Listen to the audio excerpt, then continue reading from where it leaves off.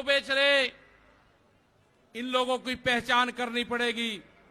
देश में बड़े बड़े आंदोलन ये चलाने पड़ेंगे। आज से जो संयुक्त मोर्चा ने फैसले लिए हैं, उसके तहत हमको बड़ी बड़ी मीटिंगें पूरे देश भर में करनी पड़ेगी। अब ये मिशन खाली मिशन उत्तर प्रदेश और ये नहीं उत्तराखंड, मिशन होगा संयुक्त मोर्चे का देश बचाने का। ये देश बचेगा, ये संविधान बचेगा। आज लड़ाई उस मुकाम पर आ गई कि देश के जो नौजवान हैं, जो 14 करोड़ लोग जो बेरोजगार हमारे साथी, हमारे बच्चे हुए हैं, यह आंदोलन उनके कंधों पे है। जिस तरह से एक चीज बेची जा रही है, 3 कानून भी उसी का ही एक हिस्सा है।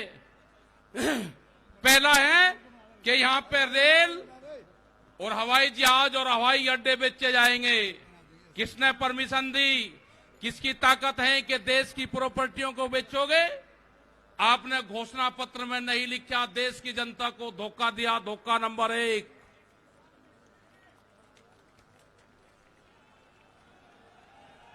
धोखा नंबर 2, धोखा नंबर 2, बिजली बेचेंगे, प्राइवेट करेंगे बिजली को। ये धोखा नंबर 2 कहीं घोषणा पत्र में नहीं लिखा। जब वोट मांगी, नहीं कहा कि बिजली भी बेचेंगे।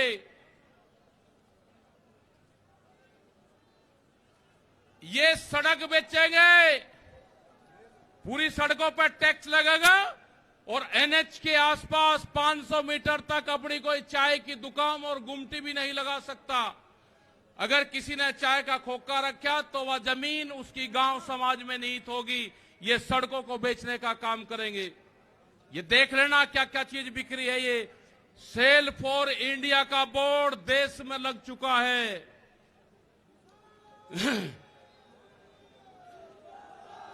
ये है एलआईसी, जो बड़ी कंपनी देश की, बैंक, ये सब बिखरे हैं।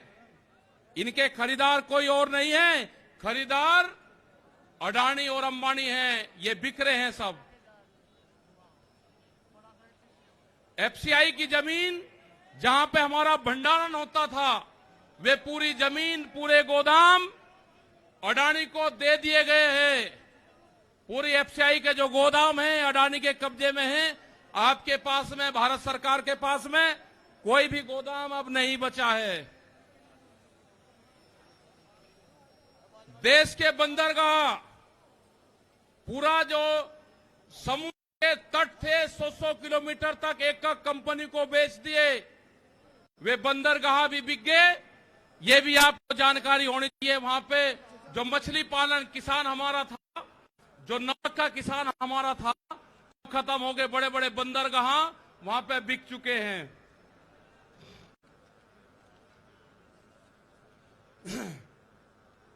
ये जल को बेच रहे हैं। जल का पूर्ण रूप से प्राइवेट कंपनियों को नदियां बेची जा रही है। जो नदियां, जो जल हमारी जीवन रेखा होती थी, उनको बेचने का काम पूरे देश में करा जा रहा है।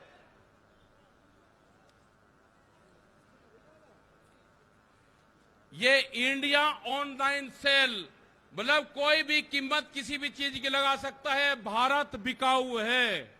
ये भारत सरकार की पॉलिसी है। अब खतरे में कौन कौन है? ओएनजीसी, बीपीसीएल, इस्पात, शिक्षा, प्राइवेट जो चिकित्सा हो रही है, और देश के संविधान भी खतरे में है। जो बाबा भीमराव अंबेडकर का संविधान था, वो भीड़ में बता जा रहा है। हम उसको भी बता रहे हैं कि बाबा भीमराव अंबेडकर का संविधान भी खतरे में है, उसको भी बचाना है।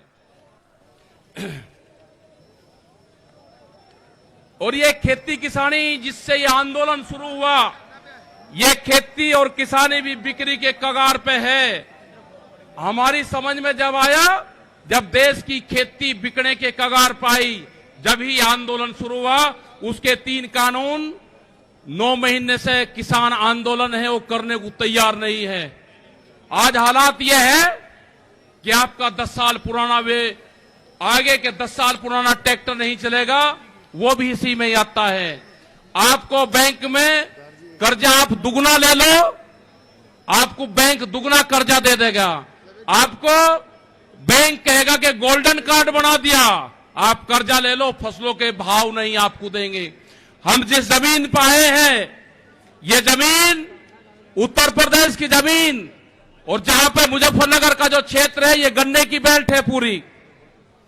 क्या इन लोगों ने ये नहीं कहा कि जब अगर हमारी सरकार आएगी तो हम 450 रुपए गन्ने का भाव देंगे? ये कोई भाव देने को तैयार नहीं है। यहां पे सरकारें पहले भी आई जिन्होंने 80 रुपया रेट बढ़ाया, दूसरे वाली सरकार आई 50 रुपए रेट बढ़ाया। क्या योगी सरकार उन दोनों से कमजोर है? 1 रुपया रेट नहीं बढ़ाया।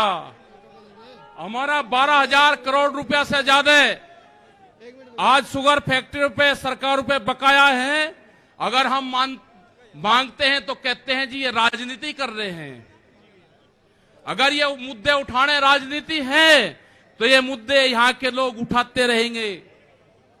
हमें बहुत तरह के एलिगेशन लगाए गए। हम 9 महीने से वहां पे हैं, आप लोगों के बीच से वहां पे गए। आप बहुत जिम्मेदारी के साथ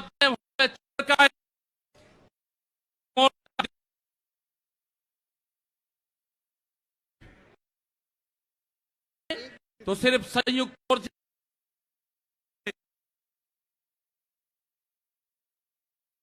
जमीन पर पैर नहीं रखेंगे भैया। यहाँ पे मुजफ्फरनगर की जमीन पे हम पैर नहीं रखेंगे। हम गाड़ी से यहां से वापसी जाएंगे। जब ये आंदोलन फतेह होगा, इस किसान और देश के जवान की जीत होगी, जब ही हम यहां पाएंगे। अत्याचार बहुत है। यहां पे पुलिस फोर्स के लोग भी होंगे। यहां पे पुलिस फोर्स के लोग हैं, उनकी सैलरी 25 और 30 हजार रुपए है। ड्यूटी वे 24 घंटे देंगे। मास्टर जो प्राइमरी का टीचर है, उससे आधी सैलरी उनकी होगी। वे आवाज नहीं उठा सकते, उनकी आवाज को दबाया जाता है। उनका जो क्वार्टर है वो 500-600 फीट में है। उनके क्वार्टर बड़े बड़े, उनकी सैलरी भी टीचर के बराबर उनकी सैलरी हो। वे ड्यूटी देते हैं 24 घंटे। जितने भी सरकारी कर्मचारी हैं, उनकी पेंशन खत्म करोगे। एमपी एमएलए की पेंशन लोगे 2-2, 3-3। कर्मचारियों की पेंशन खत्म करोगे। आप देश में प्राइवेटाइजेशन करोगे तो रोजगार खत्म होंगे।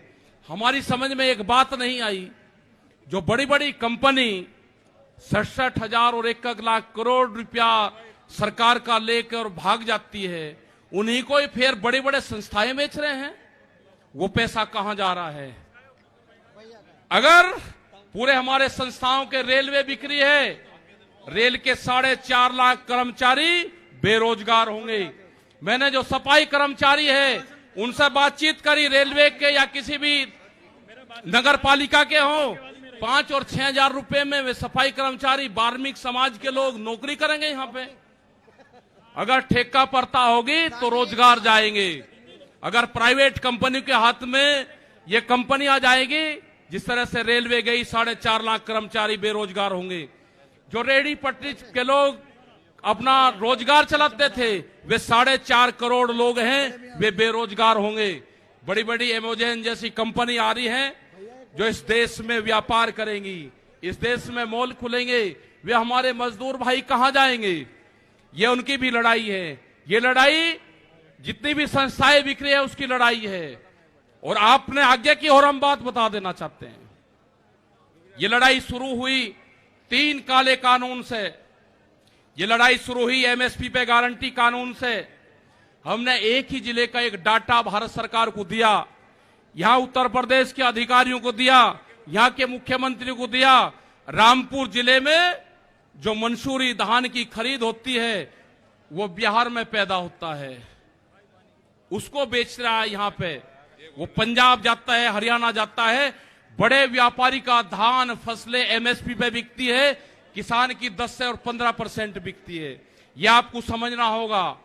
पूर्ण रूप से फसलों के दाम नहीं तो वोट नहीं, ये नारा लगाना पड़ेगा।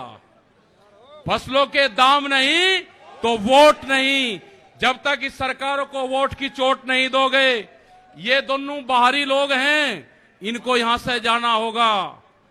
अमित शाह, मोदी और योगी ये चुनाव जीत का है, ये उत्तराखंड से चुनाव जीत के प्रधानमंत्री बने, कोई ऐतराज नहीं।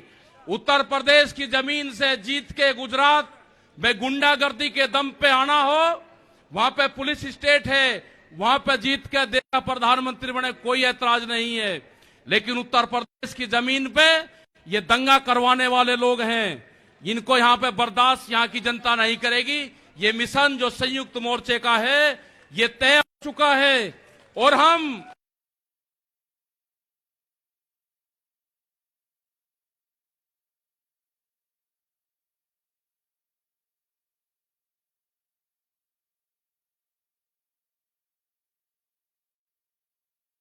मोर्चा नहीं छोड़ देंगे। अगर हमारे को शहीद होना पड़ेगा तो हम मोर्चे पर होएंगे, या तो जीत का आएंगे, बगैर जीते नहीं आएंगे वापसी। ये